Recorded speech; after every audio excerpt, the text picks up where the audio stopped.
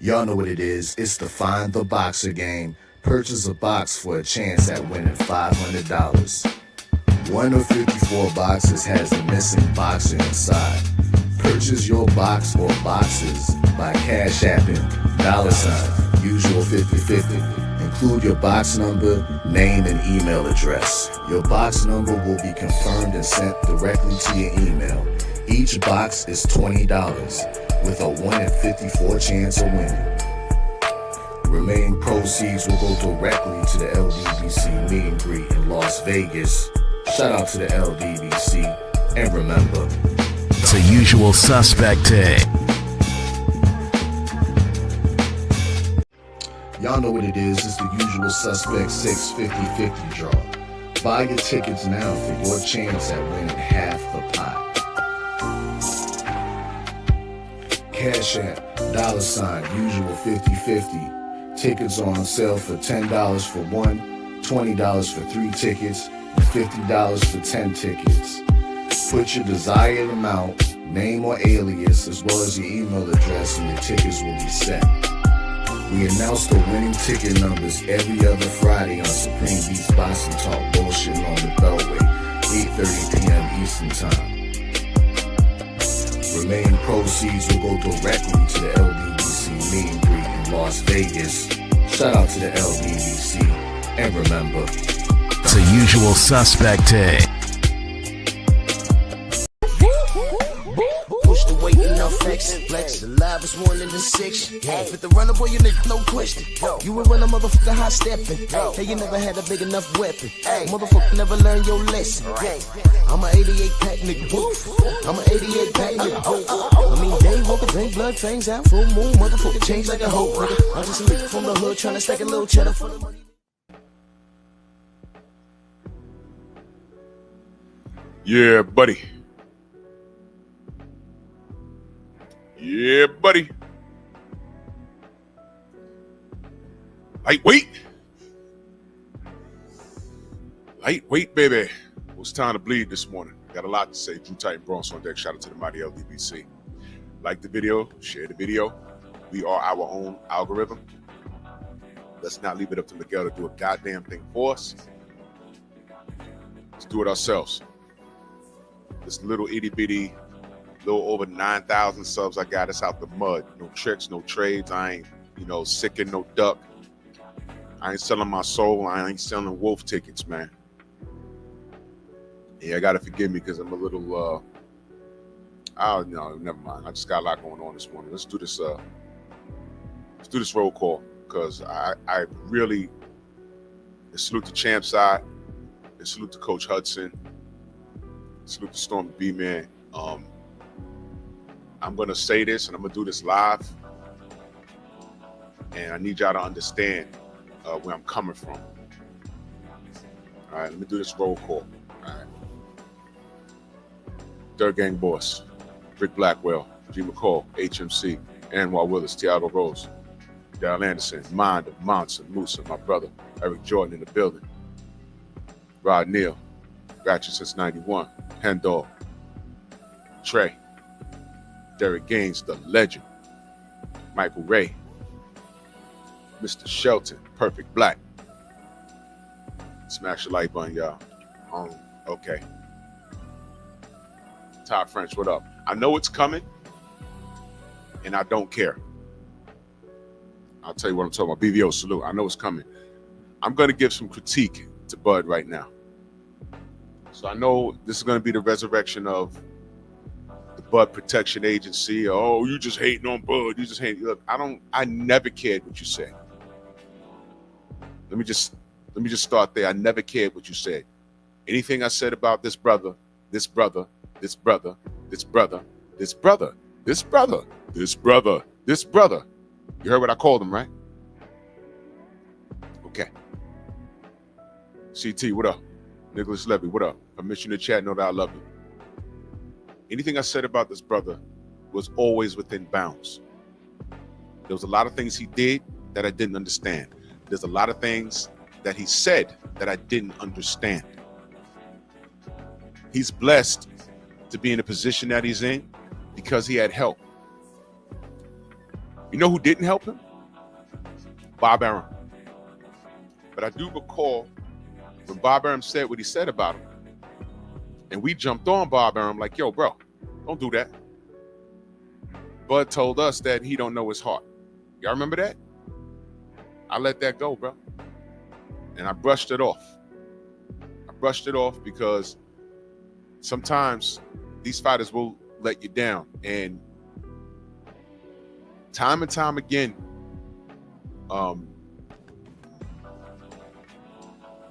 sometimes these fighters, and I'm talking about the, hold on one second, y'all. Hold on, I got to take this call. I'm so sorry. Hold on.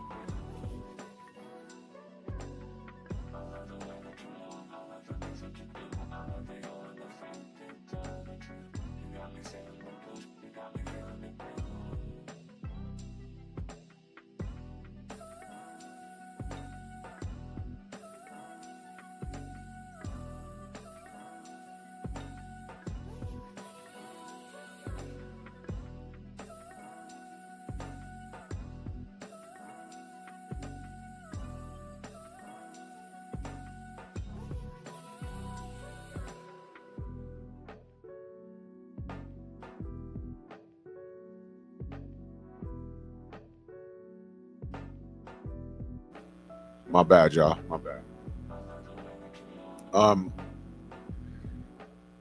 I had to learn. I have to be real selective about who we support, and sometimes putting them on a pedestal where they, to be frank, don't really give a shit about your support.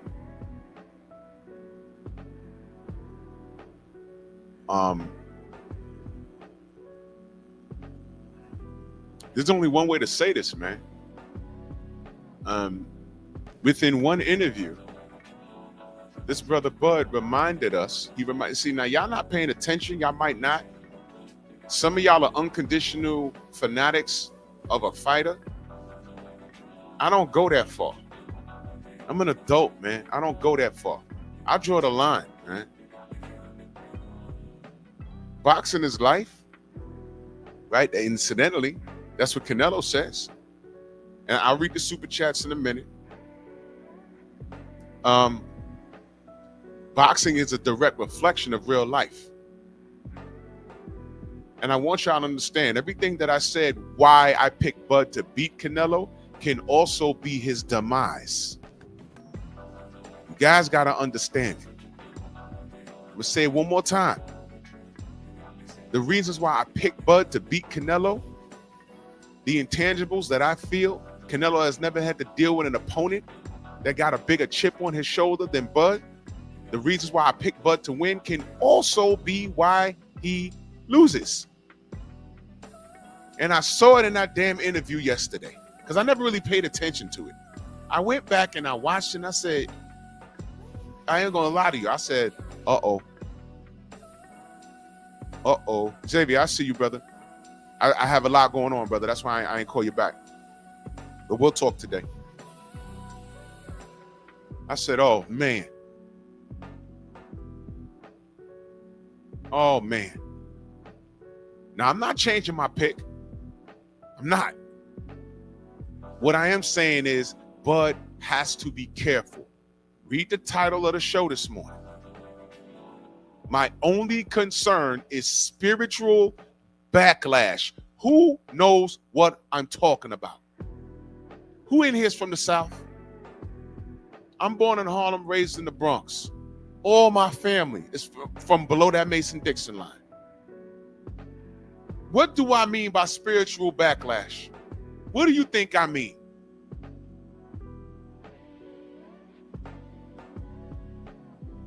This is a concern.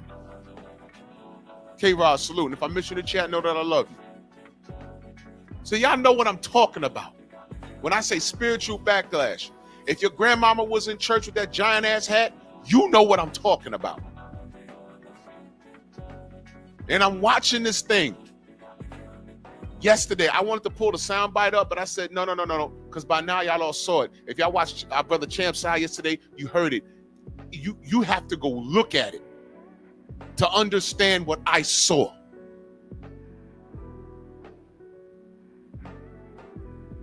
And I said, what the fuck? And when I tell you, when the question of resume came up, Bud realistically had Canelo by the throat. He could have body bagged him easily. Because realistically, their resumes cancel each other out. I could tear apart Bud's just like I could tear apart Canelo's. So when it was asked to him, I'm like, this is easy work.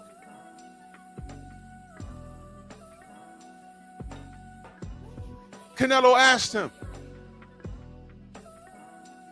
name a fighter. Y'all heard it. I'm paraphrasing. The first name Bud said was Victor Postol. I stopped what I was doing. I said, wait a minute, what? Here come Canelo. Who is that guy? I mean, it sounds funny, but when it marinated, I was like, oh shit. And then he starts talking about Ricky Burns. And I said, oh my God. You know what, man? I'm going to say something, man. And this is going to get real deep. This is going to get real deep. And I don't give a damn because it needs to be said. Bud's chip on his shoulder is so big. It's not even a chip. It's an iceberg. It's the coldest shoulder ever.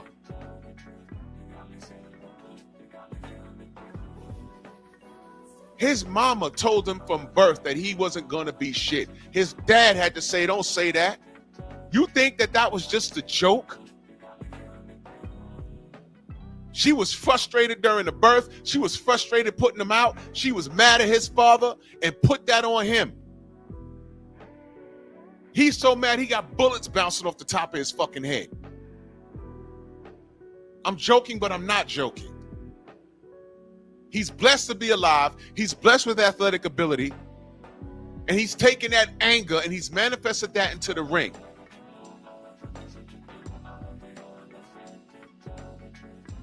And it's worked out for him. Bud is not good, he's great. And I know to the Bud D riders, because I know y'all are resurrecting right now, y'all are a little confused. Y'all are running around saying, okay, we finally converted the Errol Spence, but we don't fully accept them. I don't give a damn about that. Errol's still my guy. I never said Bud was trash. I never wished harm on him, never. All I said was we need to fight for the culture and may the best man win. Bud won, period. I always supported Bud. The truth is, and I'm gonna park here for a minute, the truth is a lot of you Bud fans don't support him like how I have.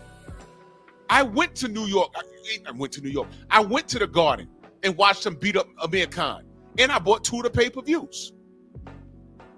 I bought the Posto pay-per-views and never questioned how much of a quote-unquote failure it was. I never did that. I did get on here and say, yo, bro, 60-40. It makes sense. Errol's the bigger draw. Take the 40%, whoop his ass, and 60-40 him after you beat him. What's the problem? Rico, what up? I'm like, yo, what's the problem, man? He beat him. He won. He's on top of the world. He went on his victory lap. He gets in there with Madrimov. You know, Madrimov gave him a little bit of headache. People say, oh, you lost. Oh, fine. Look, I'm not arguing with anybody. But I'm there for support is what I'm saying. I'm there for support. You can't say, oh, you hating on Bud. No. That's my brother and I love him. But you know what I know? You know what I know? And this is going to pain me to say it.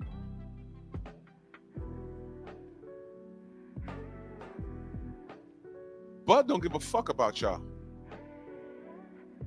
That's how big that chip on his shoulder is, man. And that's a damn shame. Y'all give a damn about Bud? And y'all hold him to the standard so much to the point where when we critique him and say, yo, Bud, you could be doing this, you could be saying that. Y'all telling us, leave him alone. He could do what he want.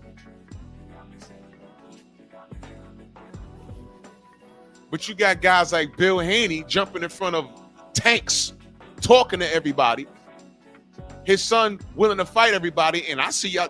Some of y'all Bud fans are cutting down Devin. Uh-oh. But I don't want to get off topic. We're talking about Bud.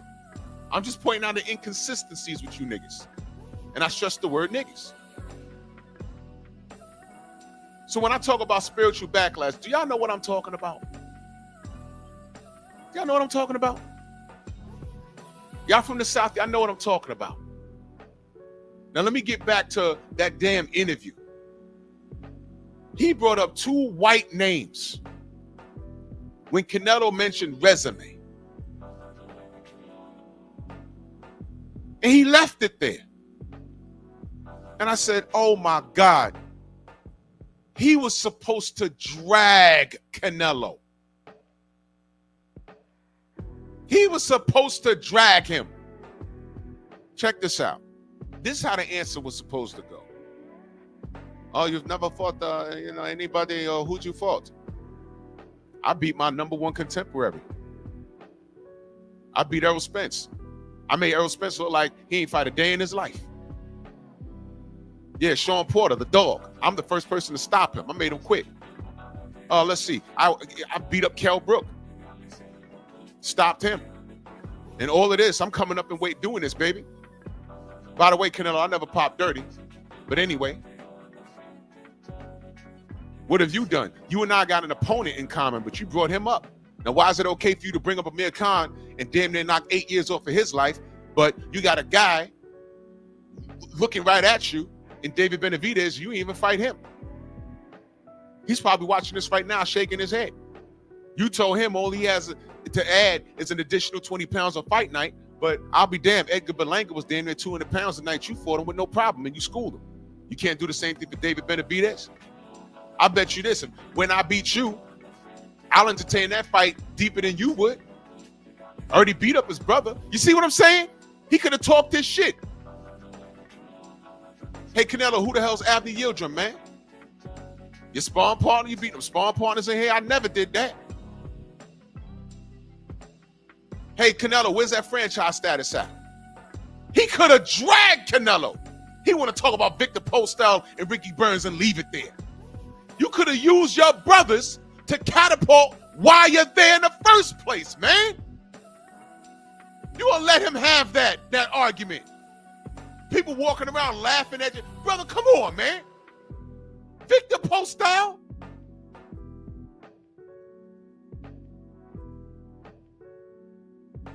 You couldn't say, hey, man, I retired Sean Porter and we ain't seen Errol since. Hell, we ain't seen Kell Brook since. You couldn't say that? You said Postell and Ricky Burns, brother. Listen, he wasn't having a brain fart, ladies and gentlemen. He meant to do it. And that's what makes me annoyed with him, man. Victor, salute. I'm glad to see you all right. Phil Hill, salute. He could have easily did. Felix, what up? I didn't even see you. He could have easily did that. Why did he stop at Victor? Here's what I'm saying, y'all. That was by design. That wasn't a mistake. That wasn't a brain fart. You know how I know? A few months ago, did he not say that Errol doesn't belong in the Hall of Fame? Now, can I ask y'all a question? Did I say anything about that? Did I do a video? Did I go on an epic rant? Did I do anything? No. You know why? I'm letting Bud live. I looked at it and see, this is me being on code.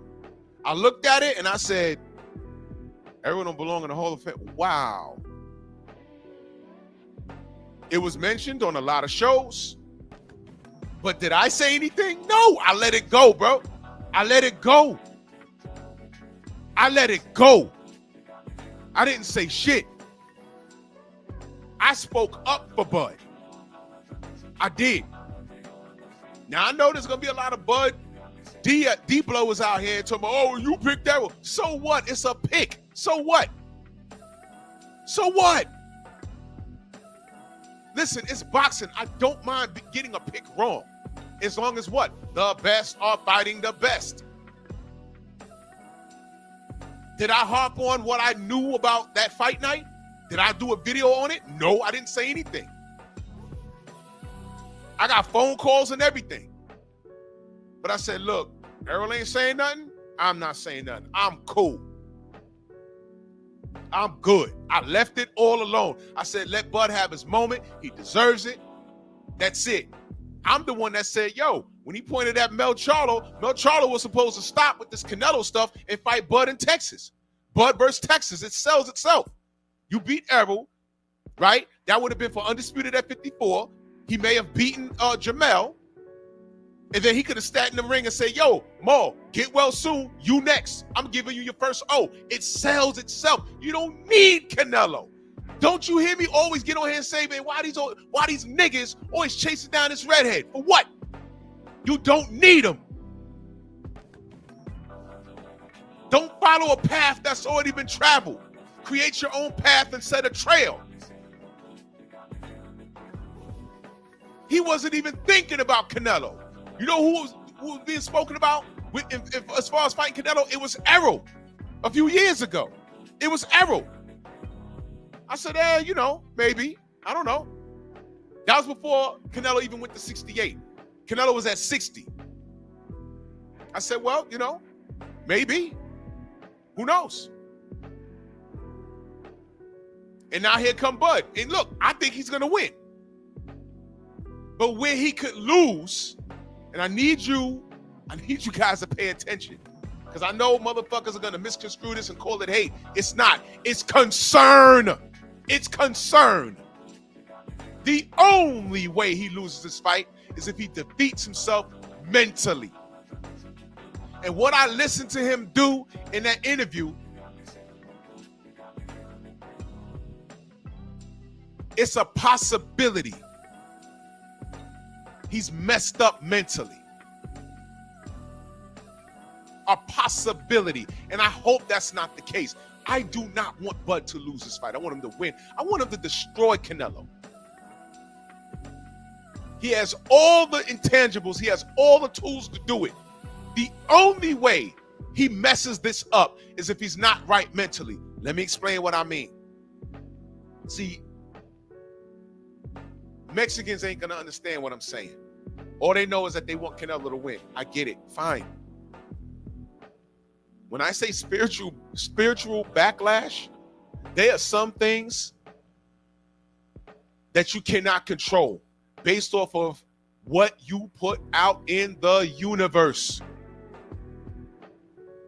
And I'm saying that respectfully because not everybody's Christian, not everybody's Muslim, not everybody's Buddha or that 8-armed elephant that the Hindus pray to or whatever.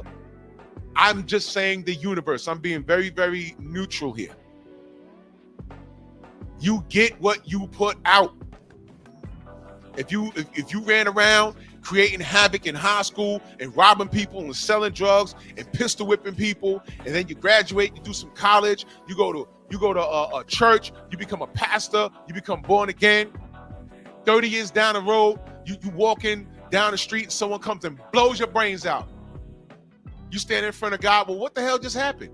Well, the dude that shot you, you pistol whipped him and robbed him back in 1993. And he saw you and blacked out. You didn't know the impact that you had on his life when you did that to him. Did you know his mama died or his daddy died or he had a hard life growing up and he couldn't defend himself against your big ass? And all he saw was you years later walking down the street and he popped you. You get what you put out. You see, kindness goes a long way. I'm going to say it one more time. Kindness goes a long way. How many times you heard me say, this internet beef, y'all got to stop this. You never know who you're going to run into. You could be beefing with somebody right here in the chat, and you just talking to their letter behind their thing. Now, they might know how you look, and you don't know how they look.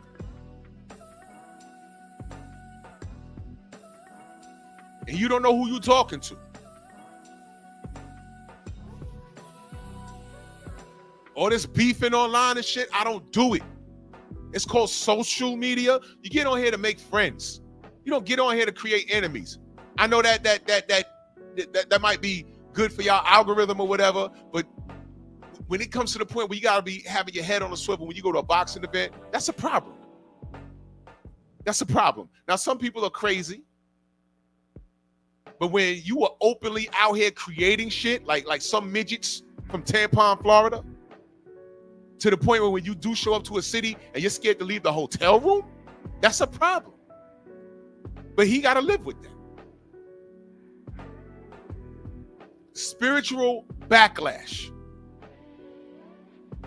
Now, Bud has been living like this with this iceberg on his shoulder for so long, it's become normalized. When you're born, did y'all hear his mom get on an interview and say, I told him he wasn't going to be shit? I said, whoa. Wait a minute.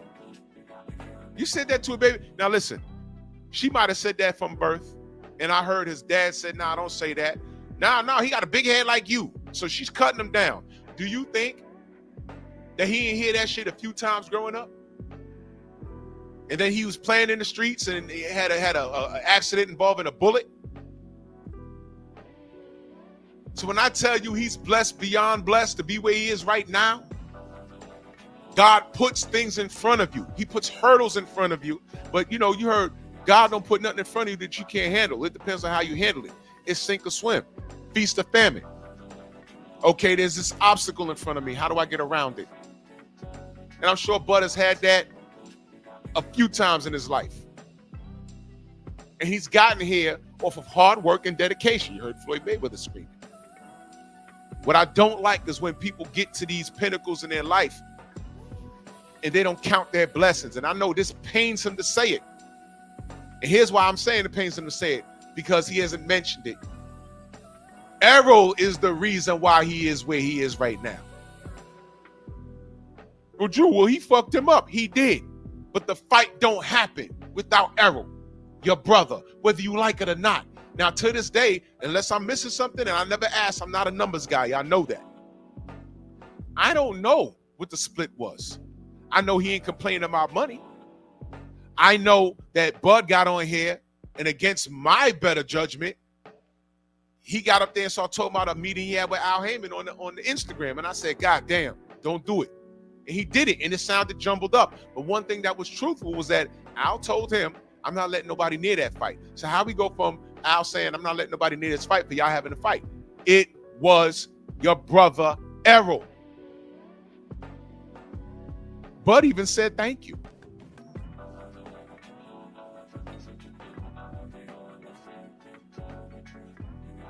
How Errol Spence isn't the first name when asked about your resume. How Errol Spence isn't the first thing that comes out of your mouth.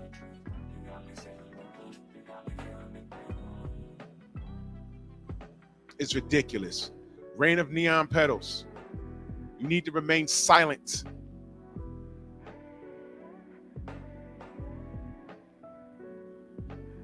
Just pay attention to what I'm saying.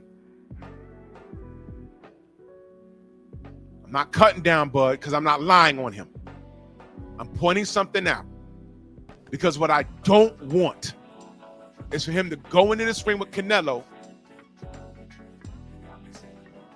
and taking himself out the game because of where his mind is. How dare you not mention Errol? How dare you not mention your friend, Sean Porter? Let me ask you a question.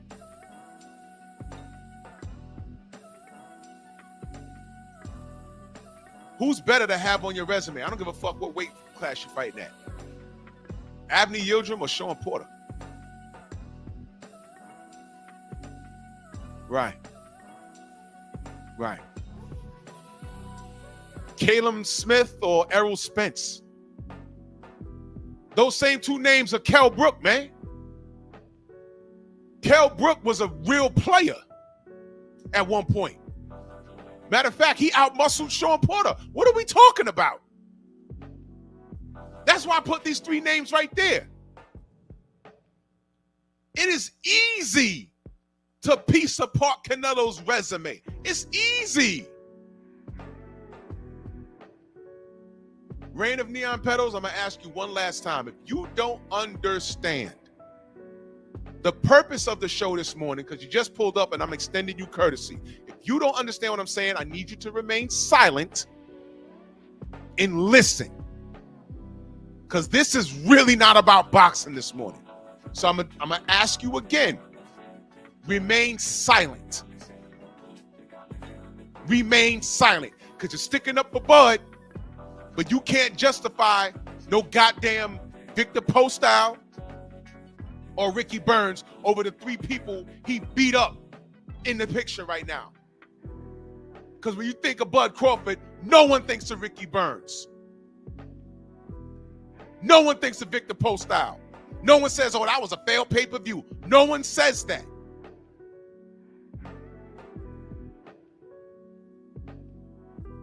You say, Bud, what's your breakout fight? They don't even talk about his undisputed reign at 140. They go straight to Errol and how he beat the shit out of him. And watch this, justifiably so.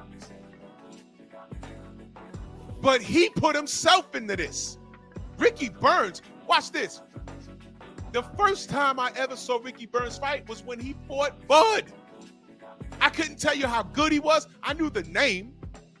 I couldn't tell you how good he was or anything. All I said was, Bud should win this. And he beat his ass.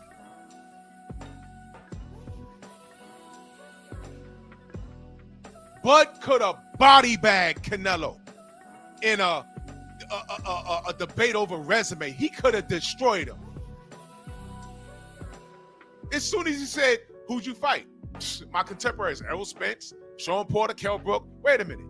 You're not asking me that, are you? Not when David Benavidez is watching. He said, wait, no, let me go get David. You want me to call David right now? For you to openly say, oh, I'm not fighting him? But then, okay, let's not do that. Where's Abner Yildirim? That's your guy? People on DAZN paid money for that? John Ryder, your evil twin, you whooped that ass. It was easy. He could bring up what the Mexican legends say about him. Ask Juan Manuel Marquez about Canelo. Ask Eric Morales, Marco Antonio Barrera. They got motherfuckers calling those legends I mentioned, Julio Cesar Chavez. Those are legends. But there's a handful of Canelo fans saying that they're haters. No! That's just as ridiculous as when they asked Lennox Lewis about Anthony Joshua. He says, hey, you know, he has to fight Deontay. And those handful of AJ dick blowers said, oh, Lennox Lewis is hating on... Hey, what? That's Lennox Lewis, man. What? If Lennox was walking around today, he'd have fought Wilder at least 5 times if he had to. He'd have fought Fury 5 times if he had to. Lennox Lewis wanted all the smoke. How dare you say that he's hating on AJ? The two don't even match.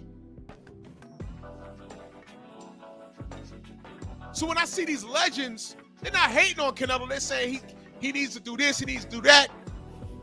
It's not hate.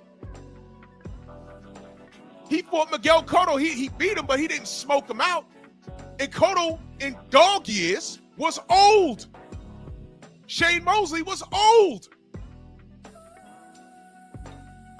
Bud could have said, yo, look, I'm older than you right now. Here you go fighting an older man, but you older than me in the ring in dog years. I'm fresher. I got something for you. He could have bodied Canelo, but you were so stuck on not giving your brothers credit. It could lead to your own demise, Bud. That's my concern. That's a concern. Y'all forgot that he said, oh, Errol, he ain't going to Hall of Fame. So let me get this straight. That was your breakout fight. Not undisputed at 140. Undisputed at 147 was your breakout fight, your biggest payday. You got that fight because Errol let you get it, right? But now you're saying he's not a Hall of Famer. So what are you saying about the man you destroyed? Because you ain't beat Errol. You destroyed him. You destroyed him. So he's not a Hall of Famer? How are you discrediting yourself? Why would you do that?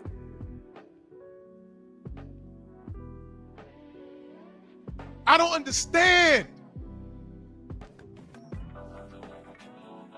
Brother, why are you doing this? Why? But then when you dial it back, when people was coming around saying, oh man, the LDBC hating on Bud. Oh, y'all hating on Bud. No. Tell us when we're lying on him. And here we are again. I was hoping we was past all of that. But Errol don't belong in the Hall of Fame? Watch this, watch this. When Errol said, I'm cleaning up my side of the street, then I'm coming for you, did Errol not keep his word? He didn't say nothing about no money. He went around Al Heyman. Did you Bud fans say, yo, you know what, Errol's a real one? Did y'all ever say that? Or y'all just stuck on saying, oh, well, he washed him, he washed him. Y'all niggas never said thank you. And I watched for it. And you see, dogs, I'm so on code. I'm such a team player. I let things go. See, I could nitpick and be an asshole about a lot of things. But y'all went on a victory lap. Y'all still bring up Errol. Now, this is how stupid you Bud fans are, because y'all living and dying off of that Errol smoking, and Bud couldn't even say it to his fucking oppressor. Yes, Canelo is his oppressor. Yes, Bob Arum is his oppressor. Yes, Pierce Morgan is his oppressor.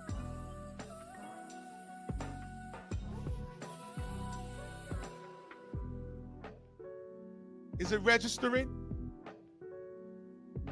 Y'all living and dying off of Errol smoking. Y'all living and dying off of Errol smoking.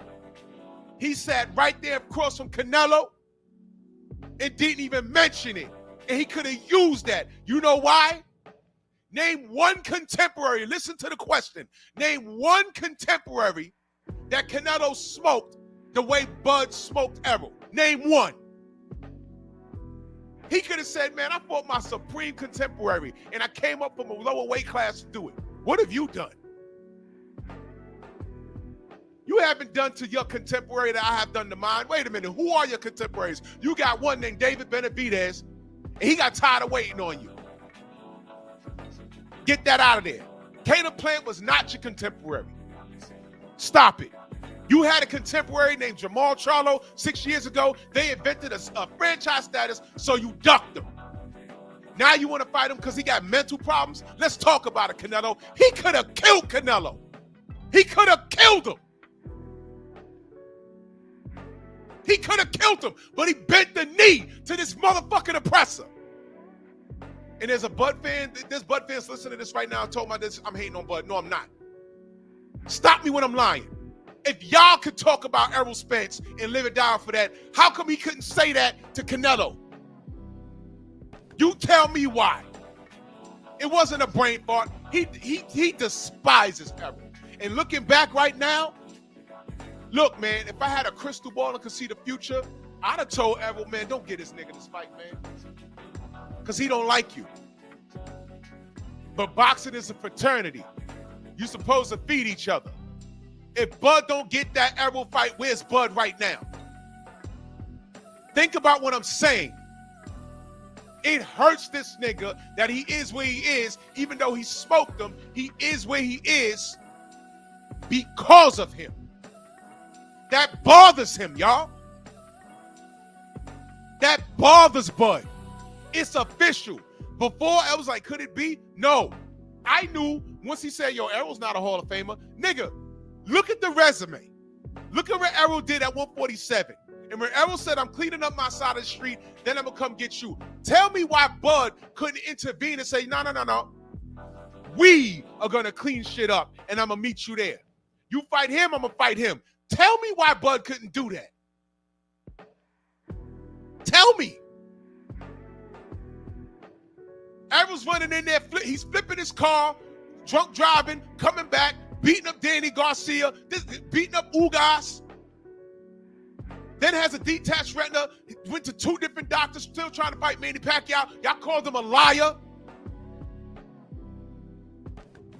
Y'all out here hating on Errol more than you claim we was hating on Bud. The only thing we had in common is that we wanted to fight. And who proactively got shit done? Errol did. That bothers him. That bothers Bud. And when I say spiritual backlash, what he put out in the universe, this is not the fight for it to come back and bite you in your ass, brother. Because I already told y'all, I'll pick a brother to win, but when he fuck up, I'm not defending him because I have my own personal integrity.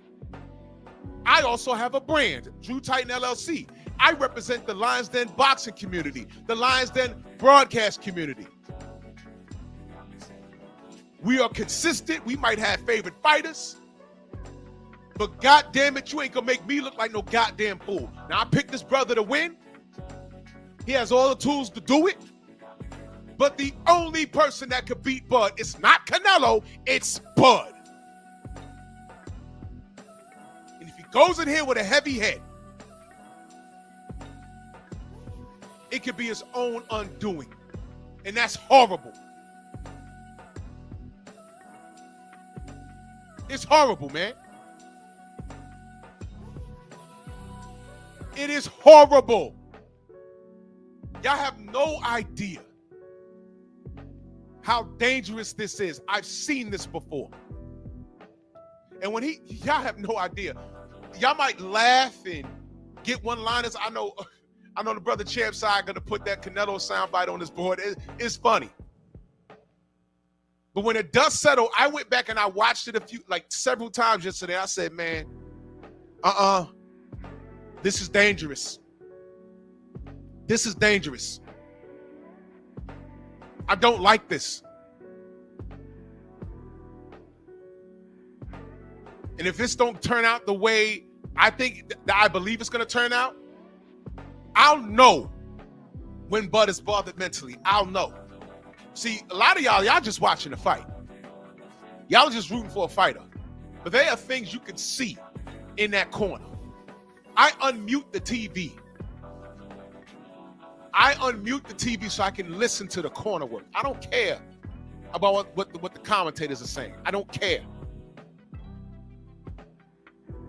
I want to listen to what's going on in the corner. For example, when Rolly was beating on Ryan, we was watching it from a specific position, like where we were. I went close to the big TV and I listened to what Derrick James was saying. And he wasn't saying nothing. Yeah, you go there, move to your left. You got to put the jab in his chest. I'm like, okay. Next round, same thing. You got to move up there, put the jab to the chest. You got time coming in. He wasn't saying shit. You know why? If you're talking and your fighter's not performing, you may as well throw in the towel. Just throw in the towel, man. I've heard trainers tell that. Yo, look, man, I've been telling you for 2 rounds to do this, this, and that. If you don't do it this round, I'm stopping it. That's training. That's coaching right there. I'm telling you how to win this fight. We've done this for 3 months, and you're not doing it. If you don't do it this round, you see this towel? I'm going to throw it in, then I'm going to pick it up, and I'm going to choke you with it. Forget about your opponent. You got to worry about me. 3 months, we went through this. You've been away from your family. I've been away from mine. And this is what you're going to decide to do? Not on my watch. I'm going to stop this shit. Then I'm going to fuck you up for wasting my time. That's coaching. That wasn't what Derrick James did. He shouldn't have been there in the first fucking place.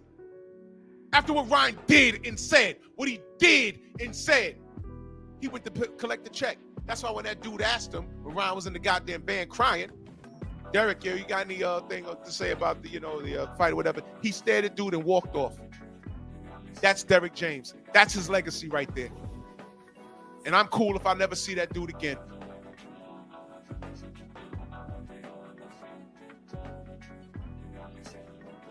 Y'all need to ask why Bud is behaving like this.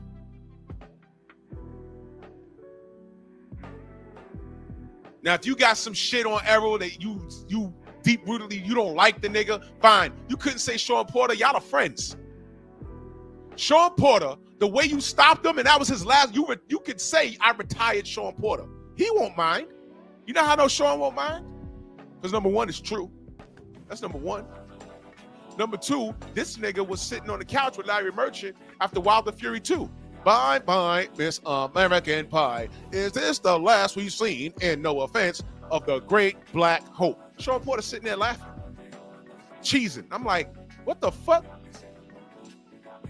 What? So of course he won't mind and say, yo man, I retired Sean Porter.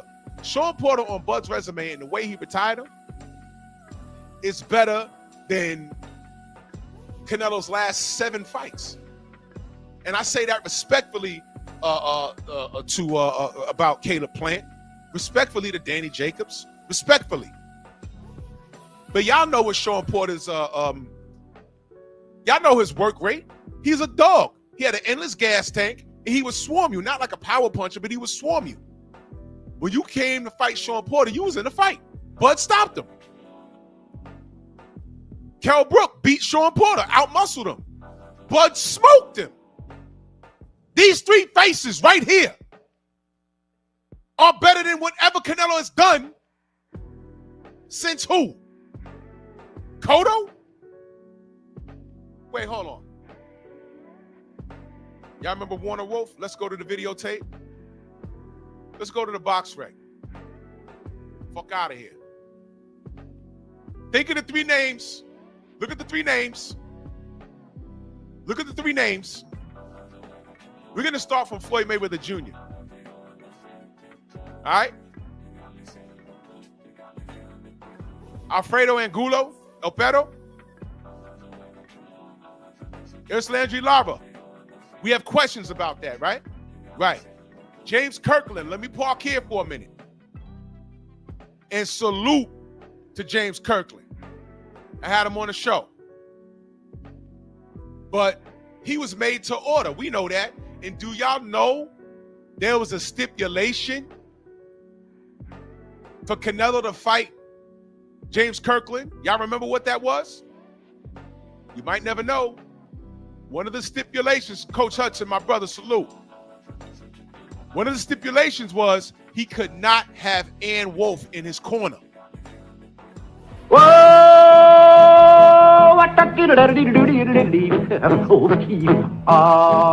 Go! Do y'all remember that? Coach Amber, salute. Where you been? True story. Now, I've never heard that in my life.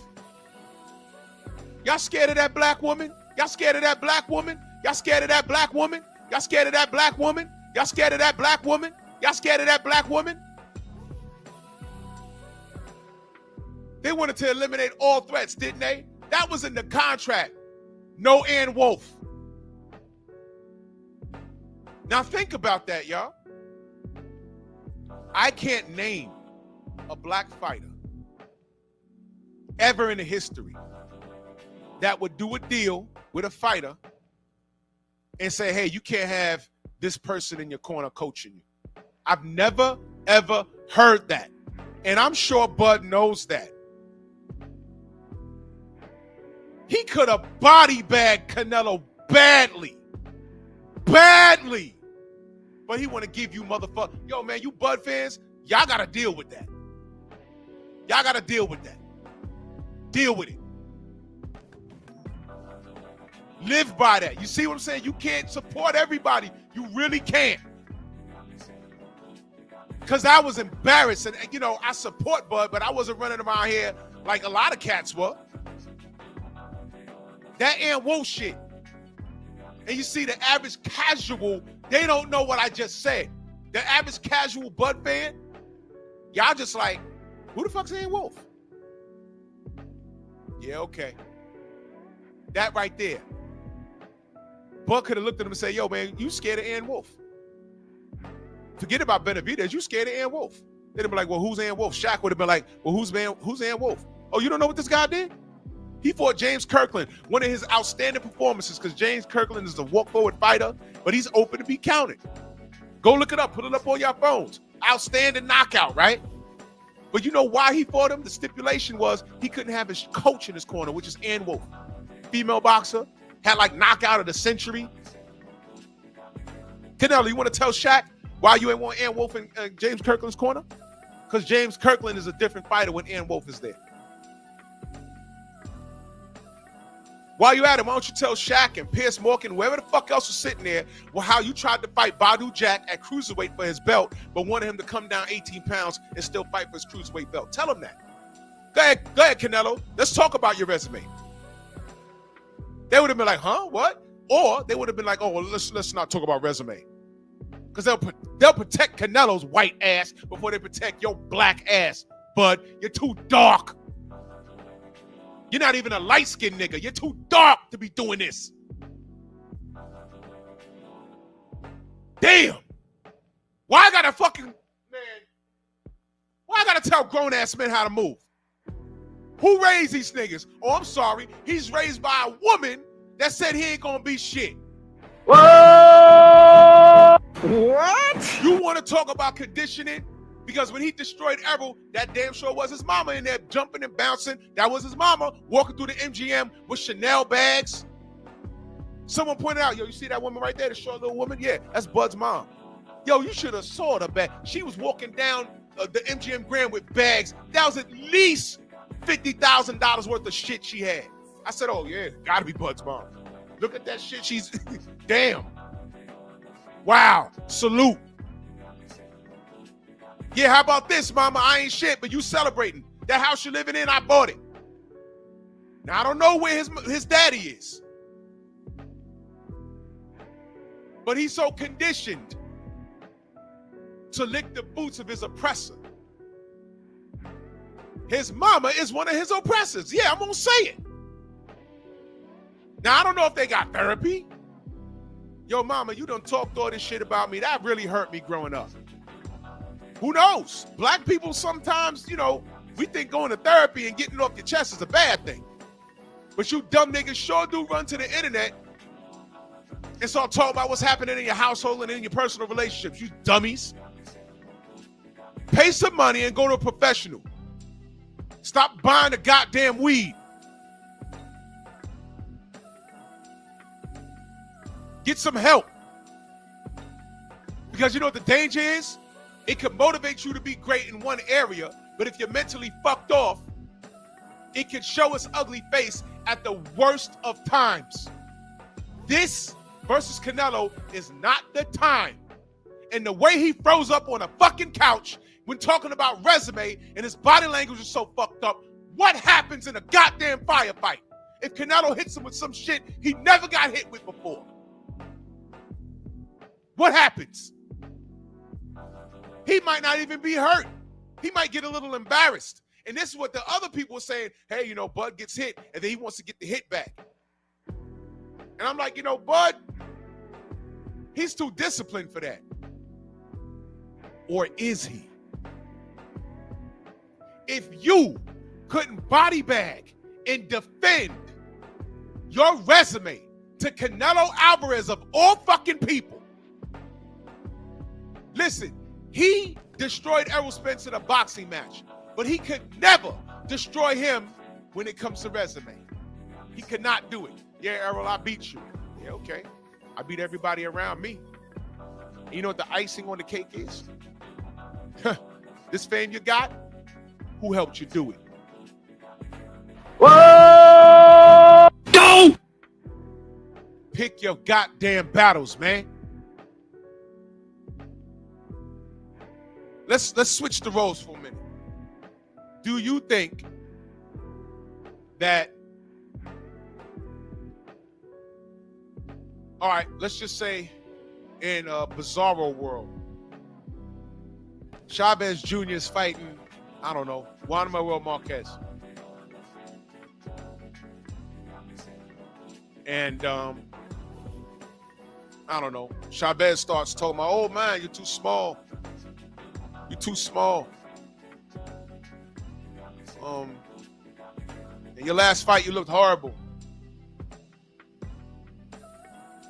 Chavez Jr. better not ever touch the conversation of resume. I don't care if Chavez Jr. gets in there and beats Marquez all around the ring. When it comes to resume, there's no comparison. Just check Marquez's resume. Since the 90s, that man's fought everybody. He's even fought people he had no business in the ring with. He wasn't supposed to be in the ring with Floyd Mayweather Jr. He was too small, but he did it. Hold on, y'all.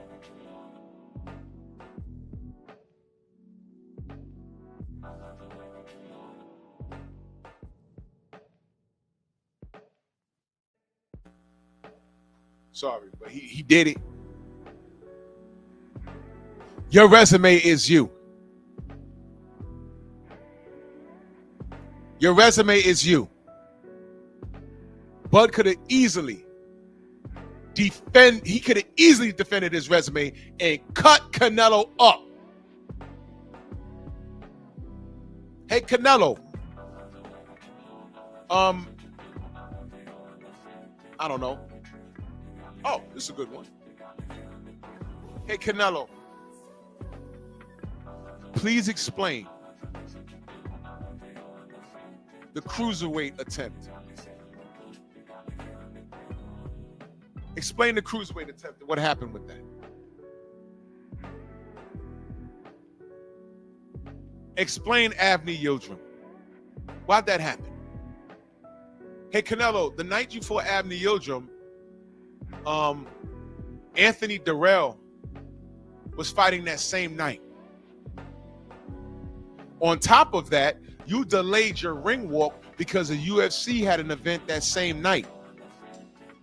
And you wanted to get the biggest bang for your buck. And you made your fans pay for that.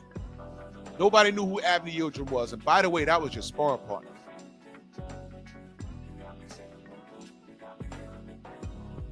You gave him that. The reason why I'm bringing up Anthony Durrell, I'm not saying that Durrell beat you, but, you know, you could have fought him. You know, that's a better opponent than Avni Yildirim. It is so easy to raise questions about Canelo's resume. That was a gimme. That was an alley-oop. That was Peyton to Kemp. That was magic to Worthy. Off the glass, my nigga. Get out of here, man.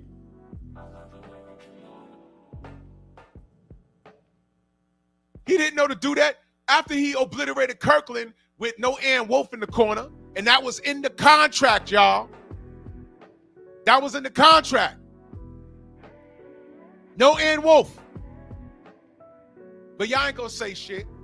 He fights Miguel Cotto, and it was a good fight. He didn't dominate Cotto, he just won the fight. After that, how many weight divisions did Amir Khan move up? Amir Khan was at 140. Moves up, I think, 2 weight classes, because I think this was at middleweight. That was for the WBC middleweight title. And we all knew how that was going to end. Then you go fight Liam Smith. Nobody cared. And by the way, y'all, that was for the WBO Super Welter. Can anybody make sense of that? Anybody? Oh, okay. Then he fought Chavez Jr. Yo, bro, nobody was checking for that. Nobody. Then the Gennady Golovkin fight. It was a draw. I'm not going to revisit that. Y'all were there. Then the rematch. He definitely won. Now, what's interesting is, y'all remember, this is a little fact. The IBO title was not on the line because Alvarez didn't pay the sanctioning fee. I don't remember what that was about. It's not like he couldn't afford it. But yeah. Then remember, y'all, he told us the Gennady Golovkin shit was out of his system. He felt he won the first fight. He convincingly won the second fight. He says, nah, I'm moving on. He fights Rocky Fielding. I didn't call for that fight. No one cared. Danny Jacobs. Good fight. He didn't dominate Danny Jacobs. Good fight. Then he goes up and fights Sergey Kovalev. Y'all remember what the bullshit with Sergey Kovalev shit was? Y'all remember that? Didn't Sergey Kovalev go life and death with Anthony Yarde? And then the turnaround was very fast. Canelo came in the ring, took off his robe. I saw those pimples and zits on his back. I said, all right, I don't know what's going on, but y'all ain't gonna say nothing. That's cool. He knocks out Sergey KK Kovalev. All right, fine. Fine. Right? Now, here's the funny part. He fights Caleb Smith, beats his arms up. Then he had a filler fight against Abney Yildirim, right? His sparring partner. Then he fights Billy Ho Saunders, right? Whatever. Breaks his face up. Now Billy Saunders walking around looking like a fat Santa Claus. That's hilarious. Caleb Plant. I give him full credit for Caleb Plant. That's official.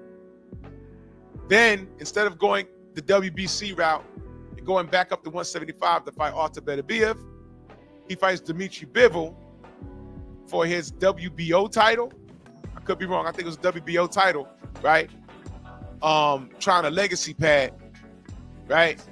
And Dimitri Bivol, prior to that, looked subpar. Bivol goes in there and beats him like a drum, right? Beats him like a drum. Canelo goes back down to 168, and instead of fighting David Benavidez, right, like he was supposed to, he gives you Golovkin 3 after he said he wasn't going to do it. But that's nothing new. It's something else Bud could have hit him in the head with. Bud could have said, hey, man, I know you're comfortable fighting me because you don't like fighting Mexicans. Remember that, Canelo? I mean, he could have body bagged him. Oh, y'all don't remember? He said, oh, I'm not fighting Mexicans no more. Chavez Jr., Jaime Munguia, right? But I'm not fighting Mexicans no more. And yeah, the Mexican lynch mob was cool with that. I remember I opened up my panel and the Mexican clicked the link and he said, I said, well, explain that. Oh, well, he doesn't want to hurt his people. Okay, this is boxing. Some of the best rivalries were in Mexico.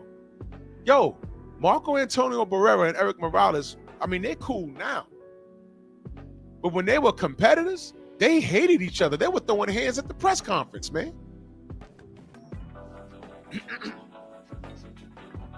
Yeah, Jay Grant. Yeah, that Canelo fight with Kovalev and the Yarde fight was 2 months apart. So he wasn't fully healed yet. Canelo said, yeah, I'm going to get him now. And he got him. But I didn't care because it's Kovalev. And by the way, stupid ass Jamel Charlo,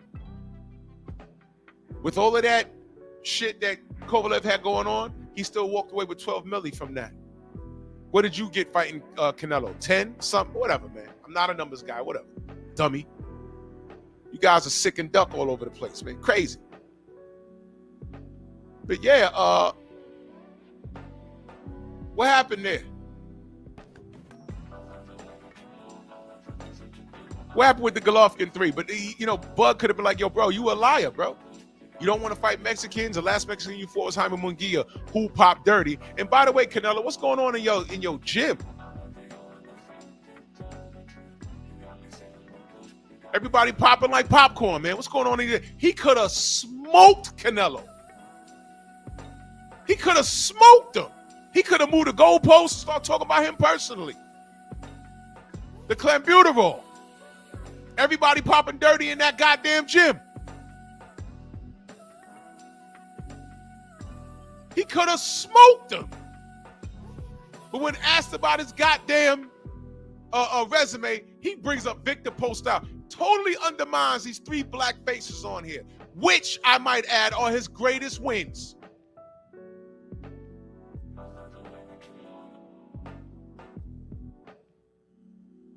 Man, he might as well have on some knee pads in that motherfucker. I was discussing. If y'all didn't see it, y'all should go look at it. Champ I was telling y'all yesterday, y'all need to see. Didn't Champ say, yo, I don't like how his body language was? I went and I looked at it like 5 times yesterday. I said, yo, you know what? You know what? Bro, I didn't like it. I didn't like it.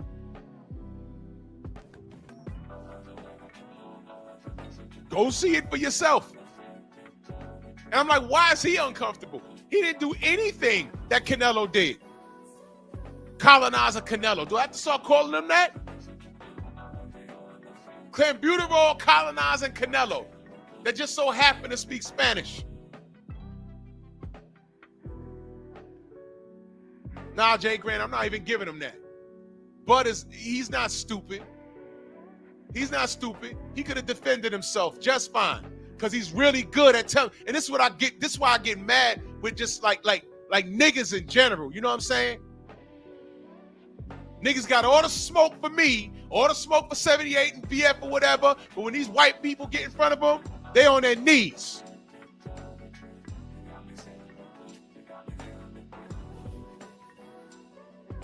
Oh, when I see BF, I'm going to do this, and you pull up, and I'm going to do that, and when I see Drew, when I see the general, I'm going to do this, and I'm going to do that. Let that white man get in front of him. Hey, how are you? How can I help you today? Man, if y'all don't go sit y'all asses down, get away from me. I don't respect you niggas. I don't. Like 1 minute, this is the most, we have a bipolar relationship with this guy, man. I gave him props for pressing Teofimo Lopez. And I gave him credit for maintaining control because I know he wanted to slap him. But Teo's a pussy, capital P. And I'm glad he didn't do it because I'm like, man, that'll be Teo's first $1 million, a lawsuit against Bud for knocking him silly.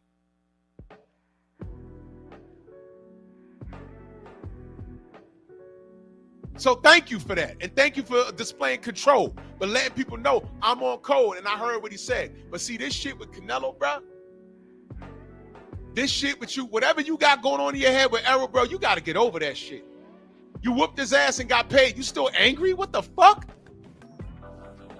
Do y'all understand that Errol ain't have to do shit for this dude? And there wouldn't have been any. Y'all have been running around, Errol ducked, Errol ducked. No one cared. No one cared. He didn't have to do it. Listen, man. Do y'all think Roy Jones had to fight Antonio Tarver? How many of y'all go back that far? How many of y'all go back that far? Let me bring y'all up to speed. Some of y'all are young. After Roy Jones beat John Ruiz, he didn't have to do shit else. He could have retired after that fight. Y'all know what happened? The post-fight, Antonio Tarver shows up and starts jawing at him. Nobody was worried about Tarver. He had a KO loss. He had a bit of a drug issue. But one thing he knew in his heart, I could beat this guy.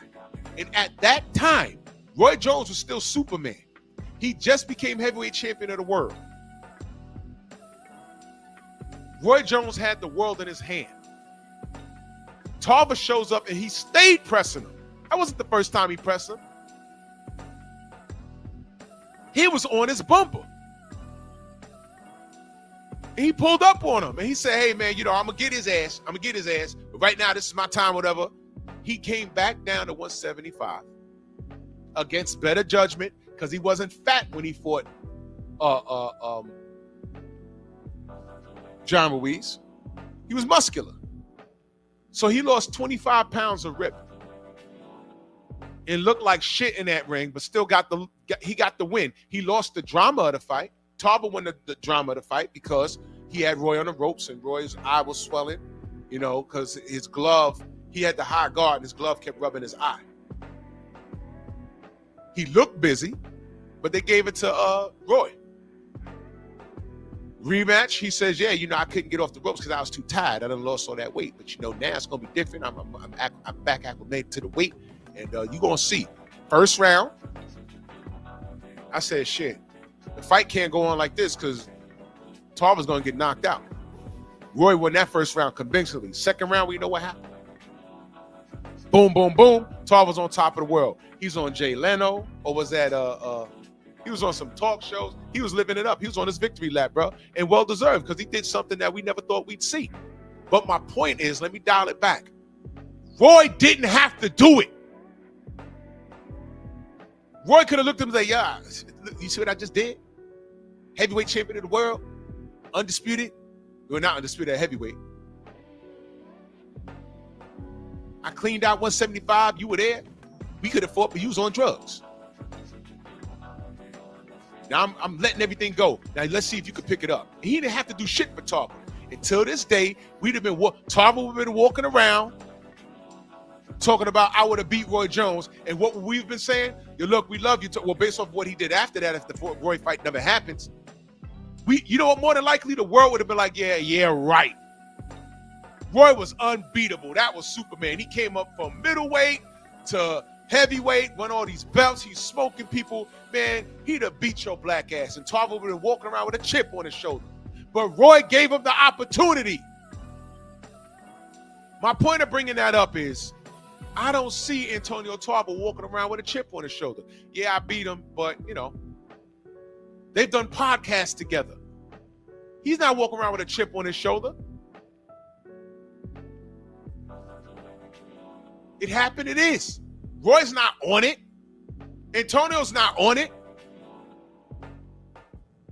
Why is Bud on it? And the reason why I say he's on it is because of what he said months ago. Errol, he's not a Hall of Famer. What?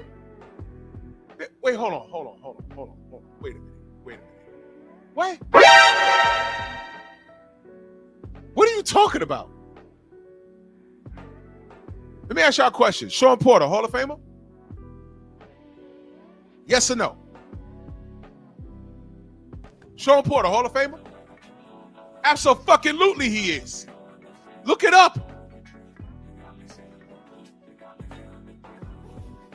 Yo, man, I even think Kell Brook will end up in the Hall of Fame eventually.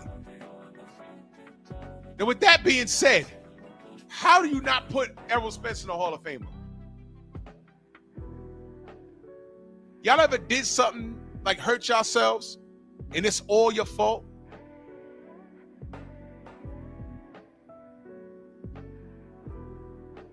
Yo, I'm gonna be very transparent with y'all. I'm not a country boy, right? I got family in the South and in the Midwest, but I'm not a country boy. My Uncle Luther back in the day had a farm, and I hated it. The bugs are bigger down south. They had something called sweat flies. They looked like bees, but they were black and blue. And they bit you. They landed on you and they bit you, and you knew about it. They bit you. Sweat flies. I don't know what the real name of them shits were, but they were a terror. I didn't like going outside. They land on you, and if you don't slap them away, they bit you, bro. I don't know what the real name of them shits were, but them things was a menace. My Uncle Luther, God rest his soul, tells me to go out to do something. Mayflies, that's what they are, Shade Girl? Well, you can have them, baby. I hated those damn things.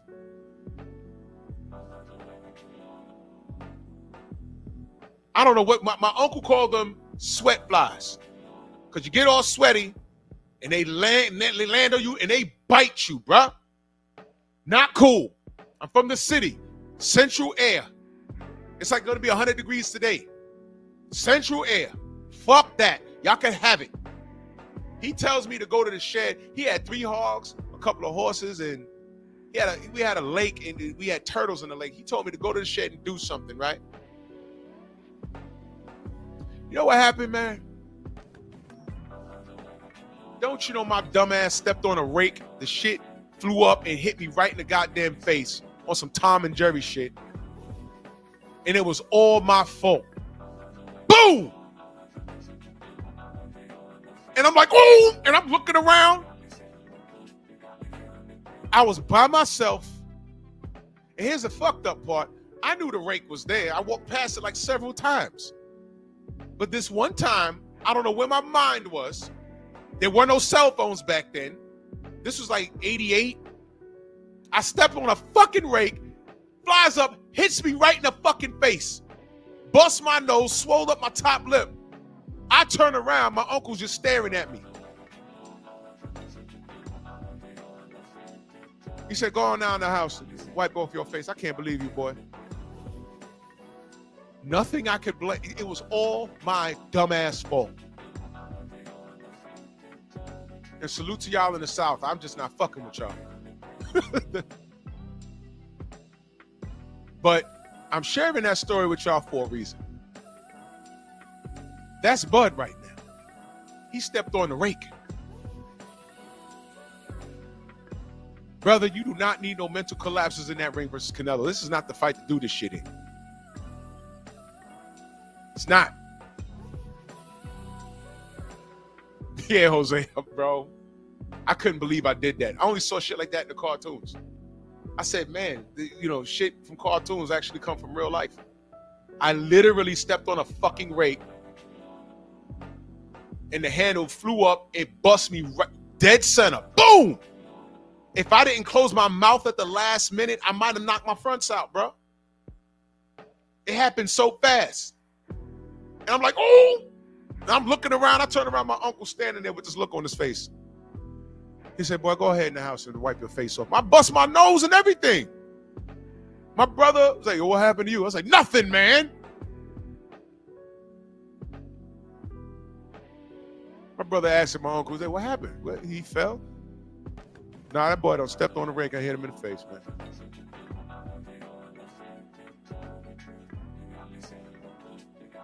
Yeah, fuck the country. That was some bullshit. But it was all my fault. There is no excuse for Bud to be sitting there and when he's asked about his resume, the first name that came out of his mouth was Victor Postol. If you're a Bud fan, you are deflated. That's crazy. Now, here's what a Bud hater's gonna say. Oh, what, you mad? Postol put up a better fight than Errol. Okay. But what fight was more meaningful, you idiot? You tell me, what fight is more meaningful? It wasn't Postol. You want me to tear that down? Okay. Okay. Nah, Abdullah, I never did. I don't even know what a chigga is. I know what a nigga is. I'm around him every day in New York, and I hate him. I hate these niggas. I never got bit by a chigga, but I know what a nigga is. They need to get away from me. I don't even know what that is, bro, but it sounds dangerous. If it bites, it sounds dangerous. I don't want to be around it. Look. I could be a douchebag and ask anybody, pull up the numbers on the Postol paper, because I was a pay-per-view, y'all. Because I do remember people clowning those pay-per-view numbers. Grand Regent Thag, salute. Ain't see you in a minute. You feel me? I remember them clowning. Oh, it was a failed pay-per-view. I remember Bob Arum saying, the amount of money I lost on Bud, I could have bought a house in Beverly Hills. Y'all remember what we did? Y'all remember what we did as a community? Get out of here, Bob. What are you talking about? Here you go. You got another great fighter on your banner, a black one at that, and you talking crazy.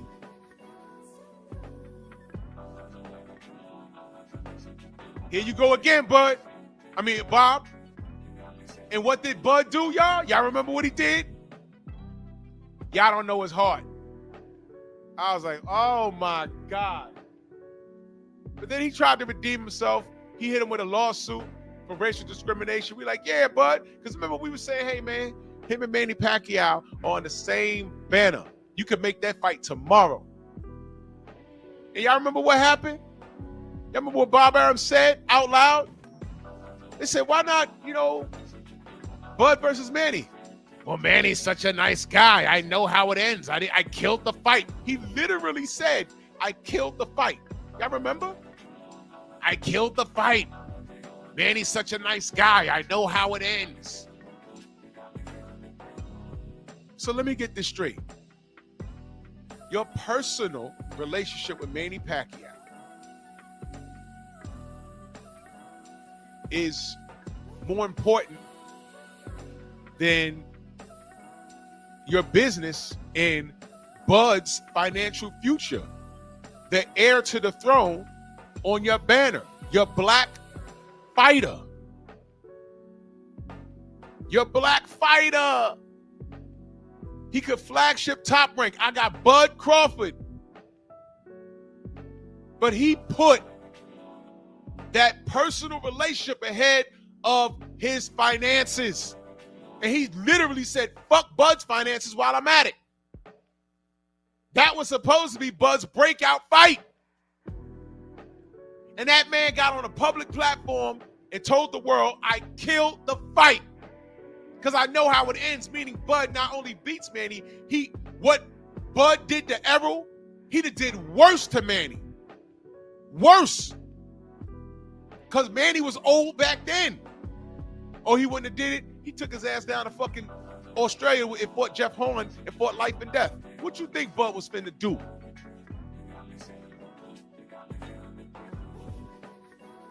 But then turns right around and said the amount of money I lost on Bud, I could have bought a house in Beverly Hills. You could have bought 3 houses in Beverly Hills if you promoted Bud properly and gave him the Manny Pacquiao fight. But then when we point that shit out, we don't know his heart.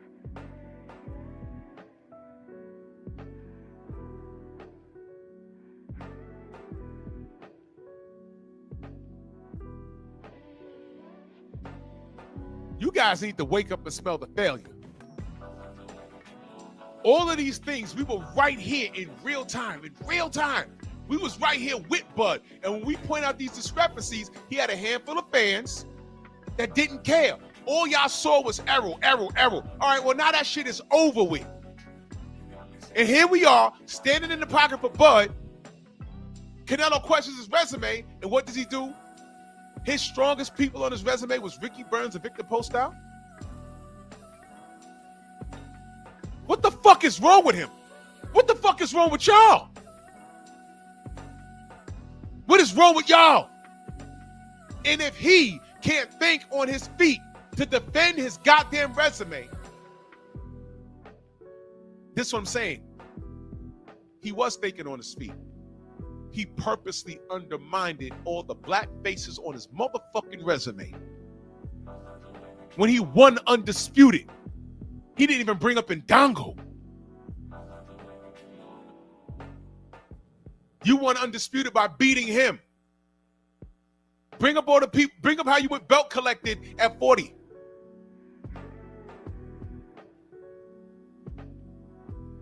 How you destroyed your contemporary in Errol Spence and then asked this motherfucker, who's your contemporary that you destroyed? Oh, I'm sorry. His name is David Benavidez, and he went up and wait because he didn't want to wait on you no more. And you ducked him out loud, Canelo. Please don't talk to me about my resume, Canelo. Shaq, you know this guy ducked David Benavidez? You know this guy didn't want to fight James Kirkland if he had Ian Wolf in his corner? He could have destroyed Canelo with the truth. But he want to say post-style and undermine all the black faces on your goddamn resume. The black face is what got you here, god damn it. The black fighters got you here, motherfucker. What is wrong with you, bud? What is wrong with you, post-style? What is wrong? Oh my God, man. Oh my God.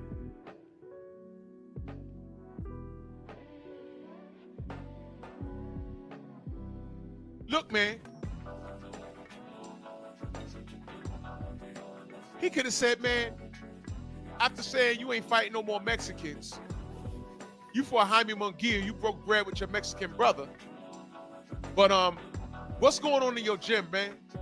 Because he just popped dirty A and B samples. I'm a clean fighter. How about you? Just make sure your ass ain't cheating. You remember when Shakur told that Oscar Valdez his face? Yeah, just make sure you ain't cheating. Got a whole statue of this motherfucker down in Mexico somewhere. This motherfucker popping dirty. That's why I don't let anybody else talk to me about black fighters. Everybody in that goddamn Reynoso gym done pop like popcorn. Hold on one second, y'all.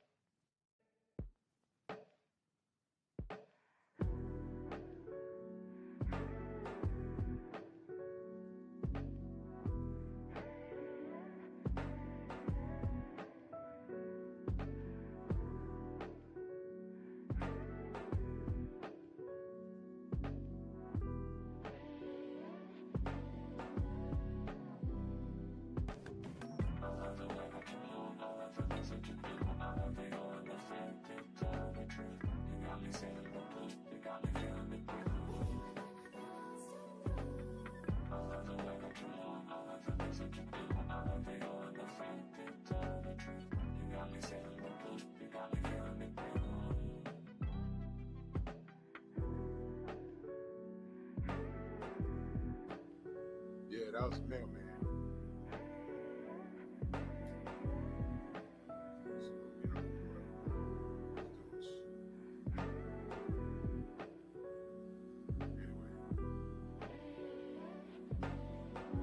Anyway. Yeah, so that whole Reynoso gym, and I'm gonna remind y'all, if that was a Derek James gym, who's in there? Frank Martin, Errol, one of those Charlo boys, Jamel. If any of them pop dirty, that would be a dark cloud over that gym, and I wouldn't be able to start a live stream without somebody coming in here talking about how fucked up they are. And guess what? If that was the rhythm, I wouldn't defend it. You understand what I'm saying? If that was the rhythm, because I don't care who you are. I'm not going to defend you if you're out here fucking up. I'm not doing that. I'm not doing that. How do I look? You know, you got a stable of fighters and they all popping dirty. I'm not going to get on here and be like, yo, you know, black power. No, fuck that, man. Fuck that. How you representing the community and you got dirty fighters every goddamn where? Every time I turn around, I'm seeing all these goddamn Mexican warriors popping dirty. And nobody's saying anything. But that was your moment, bruh. You was asked about your resume. You could justify your resume to all people. Canelo, you could justify it easily. And then you could get in his head by questioning everything. His last 11 opponents questioned.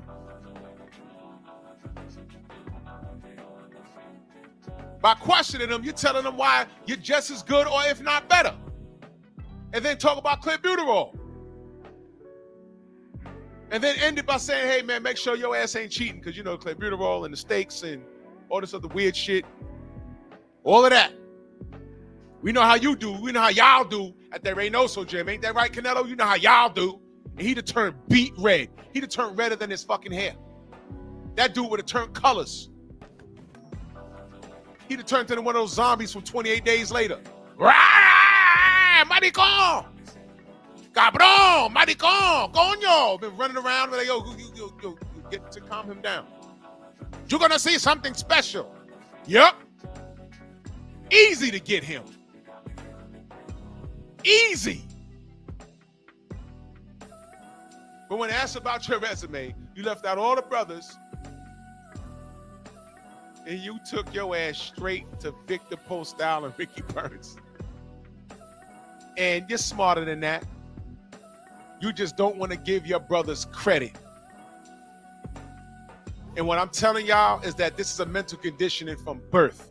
When your mama telling you you ain't shit, he projects that to the niggas around him. In order to get cool with Bud, you got to be around him for a long time for him to trust you. If you can't trust your mama, who can you trust?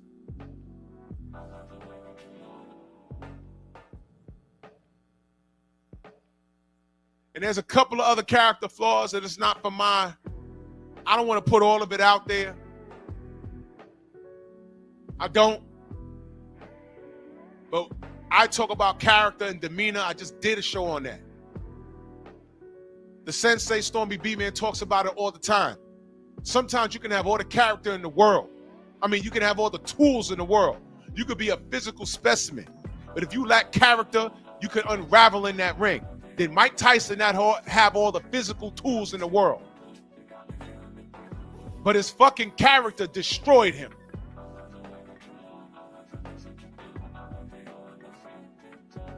You could run a fucking 8-minute mile. I knew someone that could run a 6.5-minute mile. And barely break a sweat. I'd be like, what species is this dude?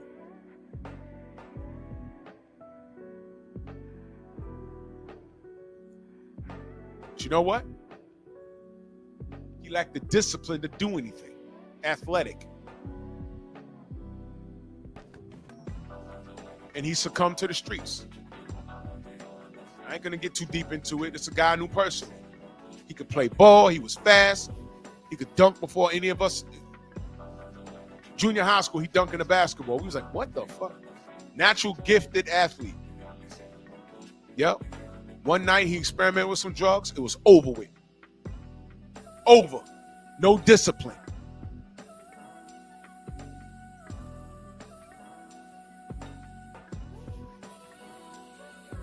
Exactly, JB. Exactly.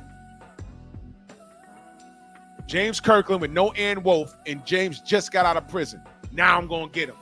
He didn't want that James Kirkland that fought off the floor versus Alfredo Angulo, Alberto. He didn't want that one. He wanted the one out of prison with no Ann Wolfe. Bud was supposed to body bag this dude. But you didn't do it. And at the same time, you disrespected your own resume. And the brothers are the ones that made your goddamn resume. This guy, Bud, has a character flaw. He's always had it. And he's never gotten it. He's never had help. This is not the time for him to be fucking off, man. And the fact that he's doing this, when I talk about spiritual backlash, the universe is watching. Allah's watching. God is watching. Jesus is watching. Buddha's watching. Whoever you worship to is watching. And when you least expect it, they'll remind you of who's in charge. And it ain't you. You get what you put out. You get what you put out. Canelo's there to be taken. And you not keeping your eye on the prize could be your own unraveling. It's there for the taking.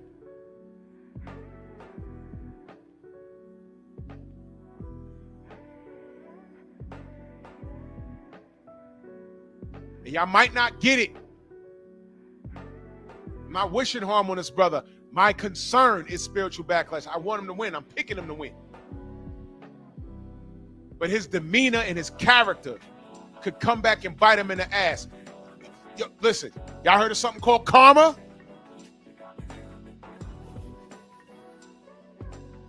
Y'all don't want no part of that bitch. That's a date you don't want to go on. I keep telling y'all you get what you put out, man. I keep telling y'all that. I knew there was something strange with this nigga when he said Errol's not a Hall of Famer. I said, that sounds personal, bro. Errol's the reason why you on this victory lap now. Errol's the reason why, man, then you get in there and look like that against Madrimov. I still think you won. But you got ridiculed, man. They comparing Madrimov. They say you can't beat Canelo because of Madrimov. And I'm up here saying, Canelo don't fight like Madrimov. I got to come in here and do this shit. I got to defend you. Because I know better. But do you know better, bud? Do you know better?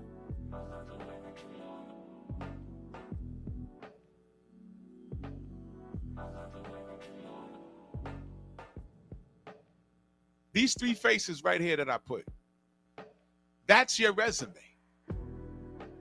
These three faces are in line, or if not better than Canelo's last 8 or 9 opponents. Just look it up. I'll go through it real quick. I'll go through it.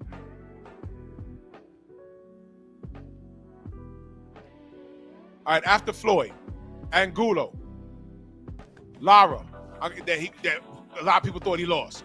Kirkland with no Ann Wolf. Miguel Cotto, who was old. Amir Khan, who was out of his weight class. Liam Smith, no one cares. Chavez Jr., overrated. Golovkin, it took him 2 times. He said he wasn't doing it again. Rocky Fielding, no one cares. Daniel Jacobs, he won it, but it wasn't an easy fight. Sergey Kovalev, after a life-or-death fight with Anthony Yard. Caleb Smith, no one cared. Abner Yildirim, his sparring partner. Billy Ho Saunders, no one cared. He broke his face. He was losing rounds against Caleb Plant, but won it. I give him credit for that. Dimitri Bivol, he whooped his ass, sent them back down to 168. And instead of fighting David Benavidez, he gives you a third Gennady Golovkin fight, then give you John Ryder. That possibly would have been under duress because I heard his brother got kidnapped.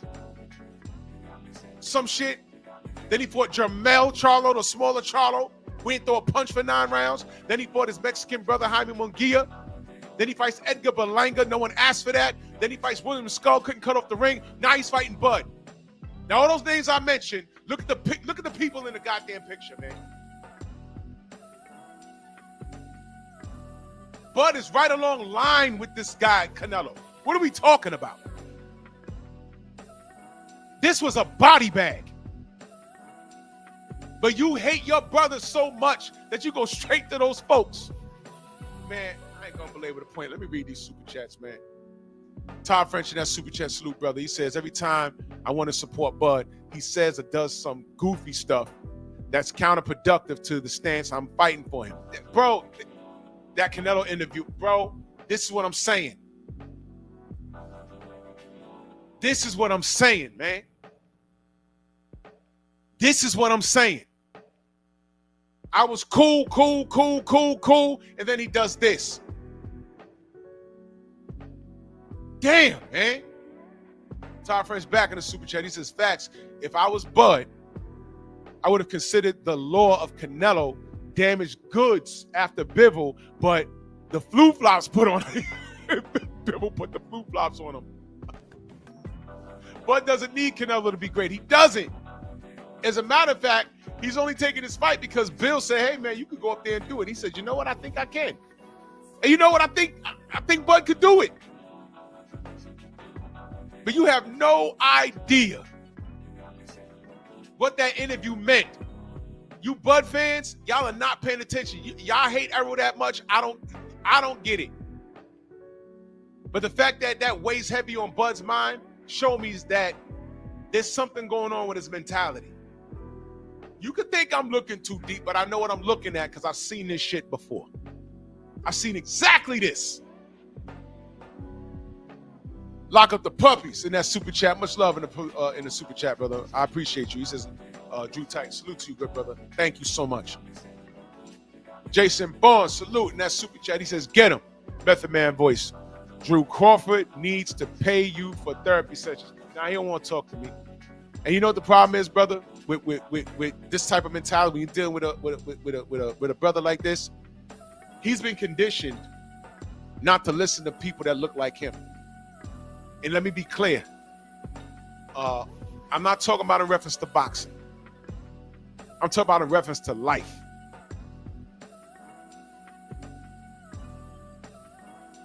Because his only discipline in life was his parents. Now, if his mother's walking around reiterating that he ain't shit, and that's the voice that's been in his head, what's he gonna do listening to another black man who's a certified therapist? You feel me? He already has a preconceived notion about what I'm gonna do, what I'm gonna say, whatever, and he don't respect me. That's what I'm saying. A lot of these brothers, they've been conditioned. It could be a homeless, half-crazy white man, and when he goes off, when he begins a sentence, their antennas will go up to listen to what he has to say before they figure out he's nuts. But it could be a brother who's not crazy, about to give advice, and he'll just start rolling his eyes because he has a preconceived notion of what the brother's about to say. Conditioning, man. And that's what we're dealing with here. He kowtowed to Canelo. That wasn't a brain fart, y'all. And he said those white names. I think Victor Postol and Ricky Burns is actually more accomplished than Rocky Fielding and John Ryder, if I'm not mistaken. He didn't even have the smarts to say that shit. I got to look that up, but I think Ricky Burns and Victor Postol were more established than Abney Yildirim and fucking John Ryder. But what do I know?